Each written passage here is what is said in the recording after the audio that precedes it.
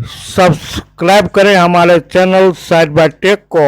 और फिर मैं आज लाया हूँ सर्कुलेटरी सिस्टम, बोले तो रक्त परिसंचरण तंत्र के वस्तुनिष्ठ प्रश्नों को, और प्रत्येक प्रश्न के 4 उत्तर दिए गए हैं। फ्रेंड्स, यह चैप्टर चूँकि लंबा है, परीक्षा के पॉइंट ऑफ व्यू से काफ़ी इम्पोर्टेंट है।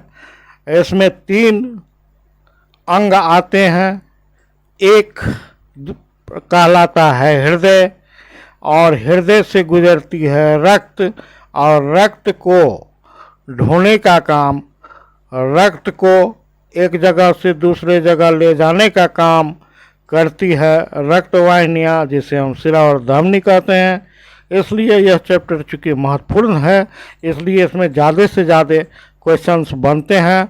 तो मैं आज फिर लाया हूँ सर्कुलेटरी सिस्टम का पार्ट 3 MCQ टाइप क्वेश्चन। आप जितना प्रैक्टिस करेंगे मल्टीपल चॉइस क्वेश्चन का, आपके लिए उतना अच्छा होगा। और इसी आशा के साथ चलिए मैं स्टार्ट करता हूँ आज का वीडियो। हमारा क्वेश्चन नंबर 1 है, मानव शरीर का रक्त बैंक कहलाता है। तो फ्रेंड्स, मानव शरीर का ब्लड बैंक कहलाता है प्लीहा, बोले तो तिल्ली, और अंग्रेजी में बोले तो स्प्लीन। जहाँ तक यकृत की बात है तो फ्रेंड्स, यह विटामिन ए को संचय करती है। फ्रेंड्स, इसमें ग्लाइकोजन का संचय होता है। फ्रेंड्स, यह भोजन में पित्त को मिलाने का काम करती है। फ्रेंड्स, इसमें पित्ताशय बोले तो गॉल ब्लाडर होता है। और अगर हार्ट की बात करें फ्रेंड्स, तो इसका भी संबंध सर्कुलेटरी सिस्टम से है, लेकिन यह शरीर का पंपिंग ऑर्गन है। यह पूरे शरीर में रक्त को भेजती है, पूरे शरीर के अंगों को शुद्ध रक्त भेजती है, जबकि विभिन्न शिराओं के द्वारा पूरे शरीर से यह अशुद्ध रक्त प्राप्त करती है। जहाँ तक ऑप्शन डी किडनी का सवाल है फ्रेंड्स, तो मैं बताऊंगा आने वाले सिस्टम उत्सर्जन तंत्र में कि किडनी में रक्त में उपस्थित अवशिष्ट पदार्थों जैसे कि यूरिया वगैरह का वह फिल्टर होता है किडनी में। किडनी के यूनिट को नेफ्रॉन कहते हैं। आप यह भी याद रखेंगे। तो ज़्यादा विस्तार में हम न जाएंगे, जब हम पढ़ाएंगे यकृत को पाचन तंत्र के अंतर्गत। मैंने हृदय को पढ़ाया रक्त परिसंचरण तंत्र के अंतर्गत, और मैं किडनी को पढ़ाऊंगा विस्तार से उत्सर्जन तंत्र के अंदर। तो फ्रेंड्स, इसका राइट ऑप्शन हो जाएगा, याद रखेंगे, मानव शरीर का ब्लड बैंक कहलाता है प्लीहा, तिल्ली, या बोले तो स्प्लीन। हमारा नेक्स्ट क्वेश्चन है क्वेश्चन नंबर 2, निम्नलिखित में से कौन सा पदार्थ रक्त द्वारा ट्रांसपोर्ट किया जाता है। फ्रेंड्स, तो रक्त के द्वारा ट्रांसपोर्ट किया जाता है ऑप्शन नंबर डी उपरोक्त सभी। हमने देखा कि फेफड़ों और शरीर के बाकी हिस्सों के बीच ऑक्सीजन और कार्बन डाइऑक्साइड गैसों का रक्त के द्वारा लेन देन होता है, और हृदय में जाती है, फेफड़ों को जाती है, फेफड़ों से हृदय में आती है, और पुनः हृदय से पूरे शरीर में जाती है।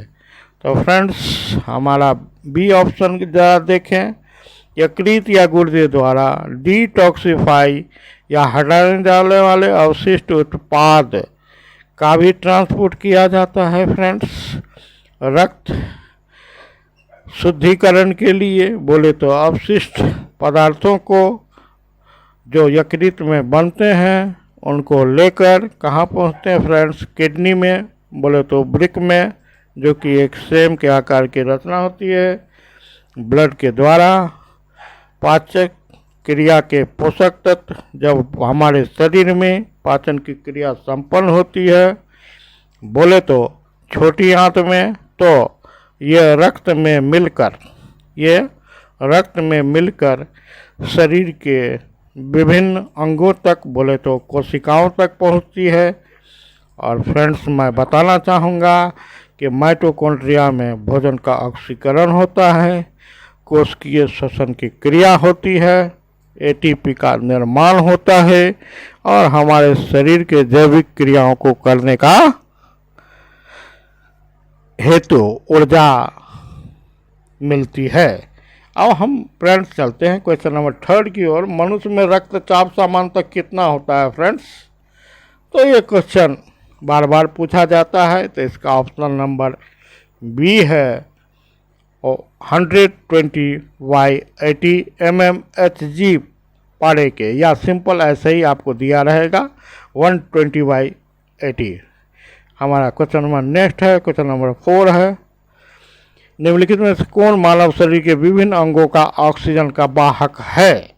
तो फ्रेंड्स, इसका राइट आंसर हो जाएगा ऑप्शन नंबर ए, लाल रक्त कोशिकाएं। बोले तो लाल रक्त कोशिकाओं के हेमोग्लोबिन। और इसी के साथ हमें याद रखना पड़ेगा कि RBC is the carrier of O2 and it's also carrier of CO2। हमारा नेक्स्ट क्वेश्चन है क्वेश्चन नंबर 5। पुरानी और नष्ट पाए लाल रक्त कणिकाएं कहाँ नष्ट हो जाती है फ्रेंड्स? पलिहा, बोले तो एस्प्लीन, बोले तो तिल्ली, ऐसे आरबीसी का और अन्य रक्त कणिकाओं का कब्रिस्तान कहा जाता है। यहाँ पर ये सारी नष्ट हो जाती है। फ्रेंड्स, आपको मालूम होना चाहिए कि आरबीसी का जो जीवन काल होता है वह 120 दिन होता है। डब्ल्यूबीसी का जीवन काल होता है 3 से 4 दिन होता है। और अगर थ्रोम्बोसाइट्स की बात करें फ्रेंड्स, तो वह 8 से 10 दिन होता है। आप तीनों को नोट कर लेंगे और कभी कंफ्यूज ना हो पाएंगे। तो चलिए फ्रेंड्स, अब हम नेक्स्ट क्वेश्चन की ओर चलते हैं, क्वेश्चन नंबर 6। अधिक ऊंचाई पर मानव शरीर में लाल रक्त कणिकाओं में क्या परिवर्तन होता है? तो फ्रेंड्स, परिवर्तन कुछ नहीं होता है इसके आकार में। बोले तो इसके आकार न बड़ी होती है ना इसका आकार छोटी हो जाती है, बल्कि बोले तो कि लाल रक्त कणिकाओं की संख्या में वृद्धि हो जाती है। फ्रेंड्स, आप जानते हैं कि ऊंचाई पर जाने पर हमें ज़्यादा ऑक्सीजन की आवश्यकता होती है, इसलिए आरबीसी की संख्या बढ़ जाएगी। हमारा नेक्स्ट क्वेश्चन, क्वेश्चन नंबर 7। पटिकानु प्लेटलेट्स का दूसरा नाम क्या है? फ्रेंड्स, मैंने बताया था आरबीसी को एरिथ्रोसाइट्स कहते हैं, डब्ल्यूबीसी को ल्यूकोसाइट कहते हैं और ब्लड प्लेटलेट्स बोले तो रक्त बिंबाणु को थ्रोम्बोसाइट कहते हैं। तो फ्रेंड्स, हमारा राइट आंसर हो जाएगा ऑप्शन नंबर डी 7 का। Option number D thrombocyte is the correct answer. Friends, आगे की ओर बढ़ते हैं। हमारा नेक्स्ट क्वेश्चन, क्वेश्चन नंबर 8 है। मानव रक्त आधान का रंग लाल होता है। मानव रक्त का रंग लाल होता है फ्रेंड्स, तो आप जानते हैं, मैंने पहले भी बताया, लेकिन क्वेश्चन विभिन्न प्रकार से पूछे जाते हैं। तो आपको याद रखना है कि रंग जो लाल होता है ब्लड का, वह किसके कारण होता है फ्रेंड्स? तो हीमोग्लोबिन के कारण होता है। हम नेक्स्ट क्वेश्चन की ओर बढ़ते हैं। हीमोग्लोबिन निम्नलिखित में से कौन सा तत्व मौजूद होता है? तो बोले तो फ्रेंड, लोहा होता है। लोह तत्व हीमोग्लोबिन में मौजूद होते हैं। हमारा नेक्स्ट क्वेश्चन है क्वेश्चन नंबर 10। निम्न में से कौन मनुष्य में श्वसन रंजक है? तो फ्रेंड्स, क्वेश्चन नंबर 10 का हमारा जो राइट आंसर हो जाएगा, श्वसन रंजक की बात हो रही है, तो वह है हेमो एरिथ्रिन। फ्रेंड्स, रंजक की बात हो रही है। रेस्पिरेटरी पिगमेंट की बात हो रही है, हेमोग्लोबिन की बात नहीं हो रही है। आप याद रखेंगे हेमो एरिथ्रिन मनुष्य में रेस्पिरेटरी पिगमेंट बोले तो श्वसन रंजक का कार्य करता है। हमारा नेक्स्ट क्वेश्चन है फ्रेंड्स, क्वेश्चन नंबर 11, निम्नलिखित में से किसको आरबीसी का कब्रिस्तान कहा जाता है? तो फ्रेंड्स मैंने बताया कि आरबीसी का जीवन काल 120 दिन होता है और 120 दिनों के बाद यह समाप्त हो जाती है और खास करके यह पलिहा आरबीसी का कब्रिस्तान कहलाता है। तो आप याद रखेंगे क्वेश्चन नंबर 11 का ऑप्शन सी करेक्ट आंसर हो जाएगा। फ्रेंड्स घबराने की आवश्यकता नहीं है, मैंने सारे क्वेश्चन के अंत में आपको आंसर दे दिए हैं। आप बनाएंगे, देखेंगे और फिर आंसर से कंफर्म हो जाएंगे कि आपने कितनी गलती की, कितने क्वेश्चन को सुधारा और आपका ज्ञान किस हद तक बढ़ा है। तो आगे बढ़ते हैं फ्रेंड्स क्वेश्चन नंबर 12 की ओर। जिस पदार्थ का निवेश किसी जीवित जीव में कर देने पर वह प्रतिरक्षियों के उत्पादन को प्रेरित करता है, उसे क्या कहते हैं? तो फ्रेंड्स उसे कहते हैं ऑप्शन नंबर सी प्रतिजन बोले तो एंटीजन। फ्रेंड्स जब मैं बात करूंगा रक्त के समूह की तो वहाँ चर्चा होगी एंटीजन की, वहाँ चर्चा होगी एंटीबॉडी की। फिलहाल आप याद रखेंगे क्वेश्चन नंबर 12 का जो राइट ऑप्शन हो जाएगा वो ऑप्शन नंबर सी हो जाएगा, प्रतिजन एंटीजन हो जाएगा। फ्रेंड्स हम बढ़ते हैं अगले क्वेश्चन की ओर, क्वेश्चन नंबर 13, रुधिर के प्लाज्मा में निम्नलिखित में से किसके द्वारा एंटीबॉडी निर्मित होता है? तो फ्रेंड्स आप याद रखेंगे कि ब्लड के प्लाज्मा में लिम्फोसाइट पाया जाता है जिसके द्वारा एंटीबॉडी का निर्माण होता है। फ्रेंड्स ये एंटीबॉडी क्या है? तो यह हमारे प्रतिरक्षा प्रणाली से संबंधित है। जब किसी बाहरी बैक्टीरिया का, किसी वायरस का हमारे शरीर में अटैक होता है तो यह उनसे लड़ने का काम करती है और हमारे शरीर को सुरक्षा देने का काम करती है। जिस व्यक्ति में एंटीबॉडी जितना सक्रिय होगा उस व्यक्ति का प्रतिरक्षा तंत्र भी उतना ही मजबूत होगा। तो आप इसे भी याद रखेंगे। हमारा नेक्स्ट क्वेश्चन है क्वेश्चन नंबर 14 और वह क्वेश्चन है फ्रेंड्स, निम्नलिखित में से कौन सा एंजाइम रक्त का थक्का बनाने के लिए आवश्यक है? तो फ्रेंड्स यहाँ एंजाइम की बात हो रही है तो आप याद रखेंगे कि वह एंजाइम है थ्रोम्बिन। कौन सा एंजाइम है फ्रेंड्स? थ्रोम्बिन। आप इसे भी आप याद कर लेंगे। रक्त के थक्का बनाने में अगर कोई प्रोटीन काम करता है तो वह है फाइब्रिनोजेन।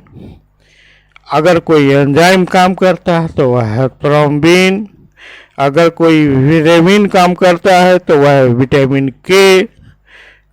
और फ्रेंड्स अगर कोई रक्त कोशिका काम करती है तो वह है ब्लड प्लेटलेट्स बोले तो थ्रोम्बोसाइट्स, बोले तो थ्रोम्बोसाइट्स। तो आप अब 3 नहीं 4 को याद करेंगे।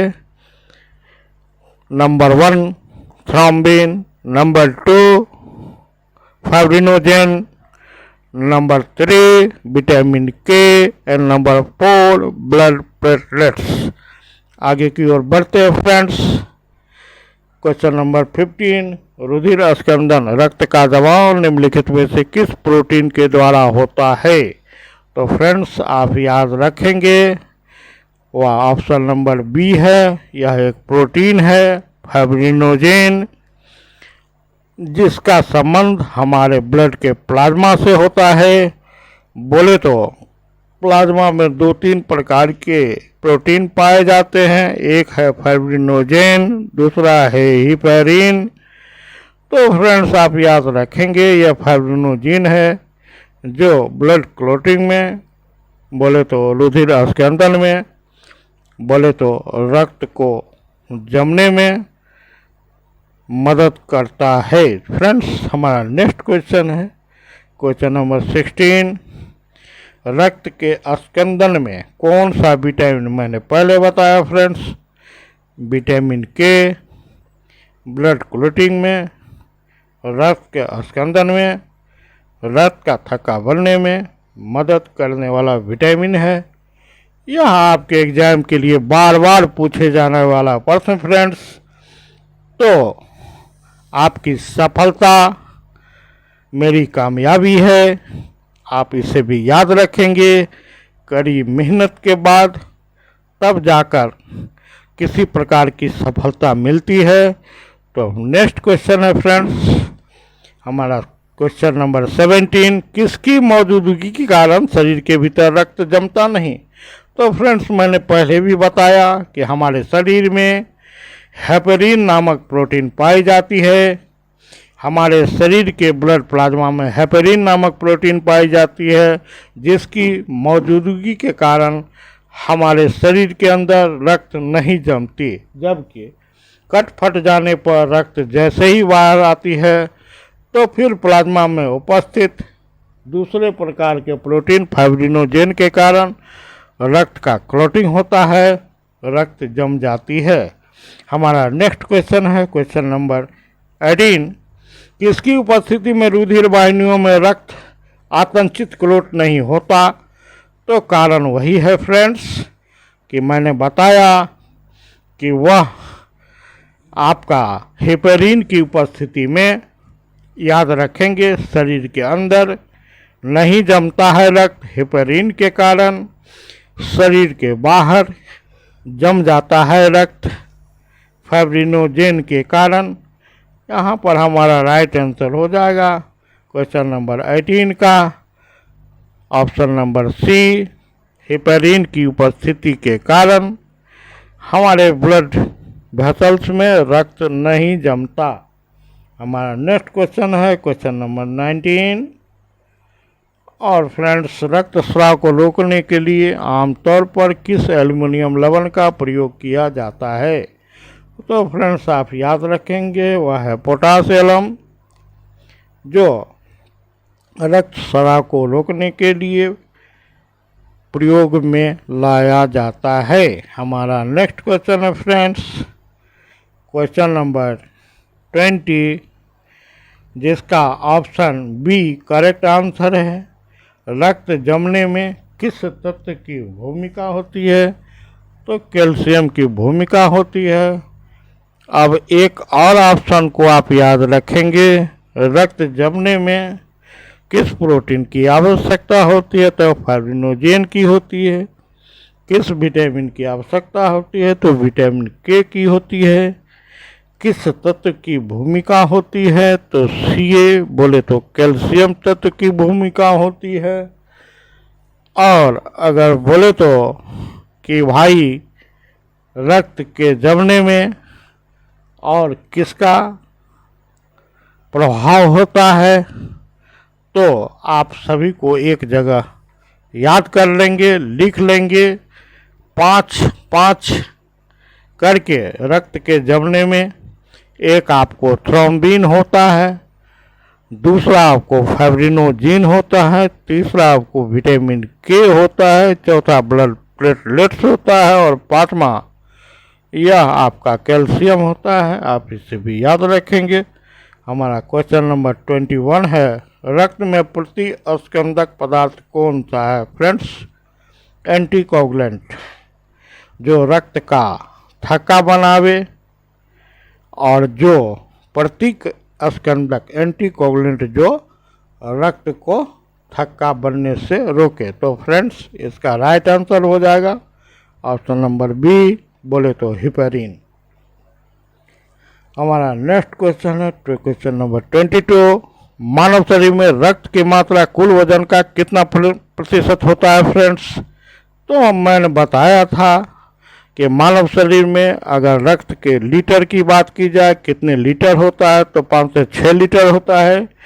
अगर कुल वजन का प्रतिशत बोला जाए तो 7% होता है। Option number A correct answer है। फ्रेंड्स, आगे की ओर बढ़ते हैं हम।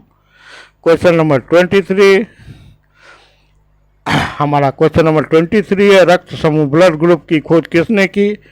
तो फ्रेंड्स हम पढ़ाएंगे आगे की ओर, तब तक मैं कह रहा हूँ आप इसे नोट कर लेंगे कि हमारे शरीर में 4 प्रकार के रक्त समूह होते हैं, बोले तो ब्लड ग्रुप होते हैं। Blood group A, blood group B, blood group A B, blood group O. हम कल बात करेंगे कि किस ग्रुप के व्यक्ति को किसका खून दिया जा सकता है, किस ग्रुप के व्यक्ति से सभी को खून लिया जा सकता है, और बहुत सारी बातें होंगी। RH फैक्टर की चर्चा होगी, कौन किसको ब्लड दे सकता है, कौन किससे ब्लड ले सकता है, तो इसकी चर्चा होगी। तो फिलहाल हम चलते हैं आगे की ओर। क्वेश्चन नंबर 23 के बाद आप याद रखेंगे कार्ल लिंडस्टर ने 4 प्रकार के ब्लड ग्रुप की खोज की। हमारा नेक्स्ट क्वेश्चन है फ्रेंड्स, क्वेश्चन नंबर 24, कौन सा रक्त समूह सर्वदाता होता है, बोले तो यूनिवर्सल डोनर कहलाता है। तो आप याद रखेंगे फ्रेंड्स कि वो यूनिवर्सल डोनर हमारा ऑप्शन नंबर डी, बोले तो AB ब्लड ग्रुप। ऐसे व्यक्ति जिनके ब्लड का ग्रुप AB है वह सर्वदाता कहलाता है, अर्थात सभी प्रकार के ब्लड ग्रुप वाले लोगों से वह रक्त ले सकता है। और इससे आगे हम बढ़ते हैं क्वेश्चन नंबर 25 की ओर। सार्वभौमिक स्वीकारता, बोले तो सर्वग्राही। ऊपर मैंने देखा यूनिवर्सल डोनर, तो वह होता है आपको 24 का यूनिवर्सल डोनर, जो हमारा ऑप्शन हो जाएगा फ्रेंड्स। यूनिवर्सल डोनर में सर्वदाता, तो ओ नेगेटिव सर्वदाता है, इसे आप सुधार लेंगे फ्रेंड्स, है ना। तो हम आगे की ओर बढ़ते हैं। कौन सा रक्त समूह सार्वभौमिक स्वीकारता है, अर्थात सभी से ब्लड को रिसीव कर सकता है, तो हमारा है वह ऑप्शन नंबर 25 का डी, AB प्लस। तो कौन ब्लड दे सकता है सभी को, ओ नेगेटिव। कौन सबसे ब्लड ले सकता है, AB प्लस। हमारा नेक्स्ट क्वेश्चन है फ्रेंड्स, क्वेश्चन नंबर 26, RBC का मुख्य कार्य क्या होता है। तो RBC का मुख्य कार्य होता है ऑक्सीजन का प्रवाहन, इसे आप याद रखेंगे। और इसमें आपको ऑप्शन नंबर बी लिखा गया है, बट ये नहीं होगा फ्रेंड्स, आप ए ऑप्शन को चॉइस कर लेंगे। क्वेश्चन नंबर 27 है, प्लाज्मा से फाइब्रिनोजन को निकाला जाएगा तो शेष ब्लड क्या कहलाएगा। तो फ्रेंड्स यह शेष ब्लड कहलाएगा serum. Option number A correct answer है। हमारा नेक्स्ट क्वेश्चन है क्वेश्चन नंबर 28, रक्त का लाल रंग किसके कारण होता है। तो फ्रेंड्स हीमोग्लोबिन के कारण होता है रक्त का लाल रंग। क्वेश्चन नंबर 29, प्लाज्मा का पीला रंग किसके कारण होता है। बिलीरुबिन के कारण होता है प्लाज्मा का पीला रंग। हमारा नेक्स्ट क्वेश्चन है क्वेश्चन नंबर 13, भ्रूणावस्था में आरबीसी का निर्माण कहाँ होता है। तो फ्रेंड्स भ्रूणावस्था में आरबीसी का निर्माण यकृत में होता है, बोले तो लीवर में होता है। और वयस्क अवस्था की बात करें तो फ्रेंड्स आरबीसी का निर्माण लाल अस्थि मज्जा, बोले तो रेड बोन मैरो में होता है। हमारा नेक्स्ट क्वेश्चन है फ्रेंड्स क्वेश्चन नंबर 31, सोते समय आरबीसी की संख्या पर क्या फर्क पड़ता है। तो फ्रेंड्स आरबीसी की संख्या सोते समय कम हो जाती है और ऊंचाई पर चढ़ते समय आरबीसी की संख्या बढ़ जाती है, मैंने पहले आपको बताया। और चलिए इस वीडियो का लास्ट क्वेश्चन फ्रेंड्स मैं दे रहा हूँ कि रक्त में आरबीसी एवं डब्ल्यूबीसी का अनुपात कितना होता है। तो फ्रेंड्स, मैंने बताया था कि 3 प्रकार की जो ब्लड सेल्स होती है उसमें सर्वाधिक मात्रा में आरबीसी होता है, उसके बाद डब्ल्यूबीसी होता है, उसके बाद ब्लड प्लेटलेट्स होता है। तो संख्यात्मक आधार पर आरबीसी एवं डब्ल्यूबीसी में 600:1 का रेशियो होता है, बोले तो 600 और 1 का रेशियो होता है। तो इसी के साथ हम आज के वीडियो को समाप्त करने जा रहे हैं फ्रेंड्स। आशा है आप हमारी गुणवत्ता को, हमारे प्रेम को, वीडियो को देखकर ज़्यादा से ज़्यादा लाइक कर सब्सक्राइब